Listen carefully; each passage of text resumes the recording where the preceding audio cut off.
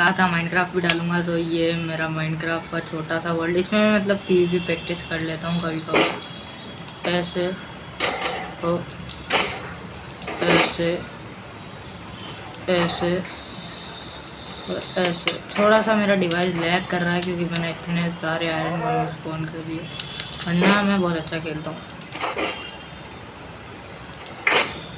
ये देखो ऐसा खेल लेता हूँ मैं। अभी थोड़ा सा डिवाइस लैग हो रहा है मेरा भाई। मेरे पास पीसी नहीं है यार, मेरे पास ना वो है छोटा सा वो कीबोर्ड माउस है और मैं मेरे टैब में खेलता हूँ। तो ये है जिसमें मैं अपनी पीवीपी प्रैक्टिस कर लेता हूँ कभी कभार थोड़ी बहुत। देखो एक बार एक और तगड़ा मिस, और मारा। यस सर पेटी बन गई भाई। चलो बाय बाय।